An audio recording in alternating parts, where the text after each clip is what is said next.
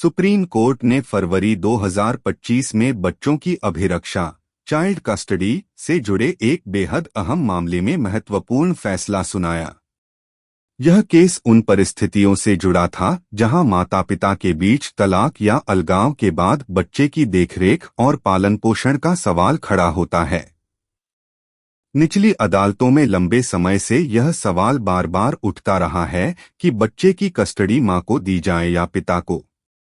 Case की पृष्ठभूमि।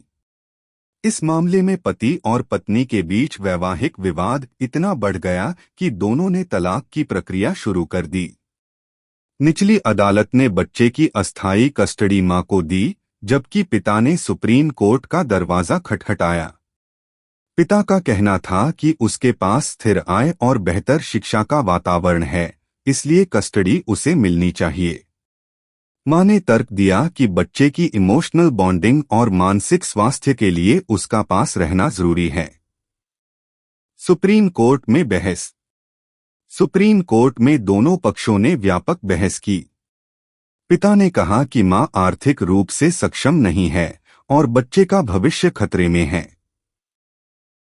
मां ने जवाब दिया कि बच्चे की उम्र अभी कम है और ऐसी स्थिति में मातृत्व का स्नेह और सुरक्षा अपरिहार्य है।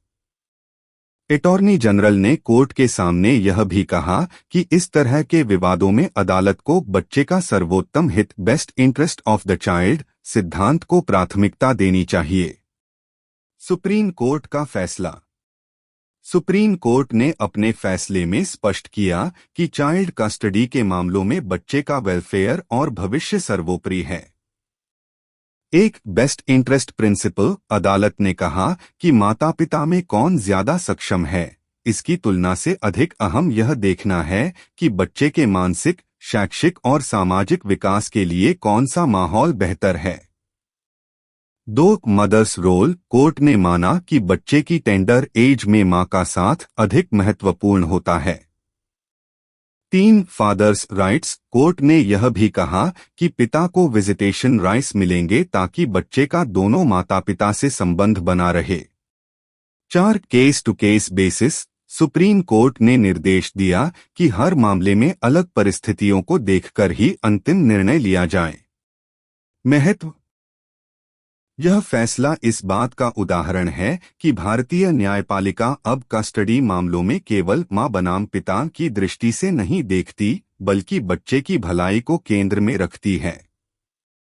इससे लोअर कोर्ट्स को भी मार्गदर्शन मिला कि कस्टडी ऑर्डर्स देते समय बच्चे की पढ़ाई, स्वास्थ्य, मानसिक स्थिति और भविष्य के अवसरों पर ध्यान दिया जाए। इस प्रकार फरवरी 2025 का यह चाइल्ड कस्टडी जजमेंट भारतीय पारिवारिक कानून में एक महत्वपूर्ण पड़ाव है। यह स्पष्ट संदेश देता है कि बच्चा कोई संपत्ति नहीं, बल्कि एक जीवंत व्यक्तित्व है, जिसकी भलाई